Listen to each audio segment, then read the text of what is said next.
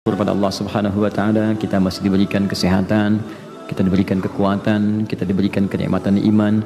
Saat sementara saudara-saudari kita mungkin di hari ini ada yang kurang sehat, kita doakan semoga Allah memberikan kesembuhan terbaik. Ada juga di antara saudari-saudari kita yang mungkin hari ini masih belum beriman kepada Allah Subhanahu wa taala. Kita doakan pula mudah-mudahan Allah memperkenankan dan menguatkan dirinya untuk beriman dan diwafatkan dalam keadaan husnul khatimah insyaallah. Dan saya membiasakan untuk mengajak teman-teman memulai dengan mendoakan orang-orang sekitaran kita, keluarga termasuk kita, karena doa itu insya Allah senantiasa memberikan kelapangan-kelapangan dan kemuliaan. Tidak ada rugi dalam doa, pasti dijawab oleh Allah Subhanahu wa taala. Itu janji Allah di Quran surah kedua Al-Baqarah ayat 186, paling kiri sebelah bawah di mushaf. Allah katakan, wa idza sa'alaka 'ibadi 'anni fa inni qarib. Kalau hambaku sedang mencari-cari aku, katakan padanya aku dekat. Biasanya kalau orang cari Allah kan motifnya dua. Kalau bukan ingin tobat, atau yang kedua dia punya kebutuhan yang dimintakan kepada Allah. Dua itu. Kata Allah, katakan padanya, Allah berikan harapan, gak usah lelah mencari, aku dekat. Ini bahasa indah ya, bukan hanya dalam bahasa Arab, tapi dalam ilmu psikologi pun memberikan harapan yang kuat. Anda bertanya, Ustadz di mana? Jawaban pertama misalnya, ini belum jelas nih kabarnya. Yang kedua mengatakan, Ustadz sudah dekat, sebentar lagi tiba.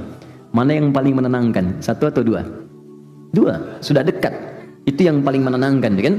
Nah, karena itu, ketika Allah kemudian memberikan statement, aku dekat, gak usah dicari. Tapi yang paling menarik, diteruskan kepada motif hambanya. Perhatikan kalimatnya. Wa idza sa'alaka 'ibadi 'anni fa inni qarib. Tidak berhenti sampai sini. Ujibu da'watad da'i idza da'an. Ketika mereka datang kepadaku memohon apapun, aku pasti akan kabulkan apa yang mereka minta. Sepanjang itu mengandung nilai kebaikan untuk dunia akhiratnya. Maka saya mohon kepada teman-teman sekalian, jangan sampai ada sehari kita tidak berdoa pada Allah Subhanahu wa taala. Ya, dan di antara doa itu minta yang belum beriman supaya diberikan oleh Allah kekuatan iman. Alhamdulillah kami di Bekasi dengan teman-teman membiasakan, dan hampir setiap pekan ada yang masuk Islam. Ada yang masuk Islam. Ada yang mantan preman, ada yang mantan pembunuh, ada yang mantan penjudi, ada yang biasa-biasa, tapi kita bahagia gitu.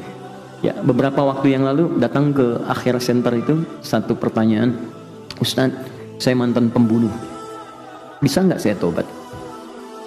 Saya katakan selamat. Allah sangat mencintai pelaku maksiat yang mau tobat dibandingkan orang soleh yang tidak pernah merasa salah. Lalu saya sampaikan Quran surah kedua di akhir ayat 222. Innallaha yuhibbut tawwabin. Allah cinta orang tobat. Dan Anda sekarang sedang dicintai oleh Allah. Saya pun belum tentu bisa mendapatkan status itu.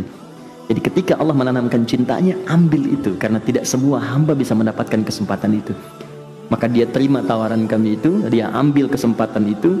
Tiba kemudian beberapa hari, saya tidak tahu orangnya siapa, kemudian datang. Orang yang penuh dengan tato, wajahnya juga kelihatan tidak biasa. Tapi tiba kemudian ada pancaran keindahan di wajahnya. Dia datang cuma meluk, nangis. Setelah itu pamit pulang. Tapi dalam hatinya saya melihat ada janji untuk menjadi hamba yang lebih baik daripada sebelumnya. Setiap kita tidak pernah ada orang yang suci. Semua manusia pasti punya latar belakang yang pernah berbuat salah. Dan harapan itu dibuka oleh Allah untuk kembali menjadi baik. Adam itu manusia, Adam pernah salah. Dan Adam diberikan kesempatan berubah, Adam bertobat. Setan pernah salah, dan setan diberi kesempatan tobat, dia memilih untuk bertahan dalam kesalahannya. Jadi kalau Anda masih mengaku manusia, maka ciri kemanusiaan itu pasti melekat dalam diri.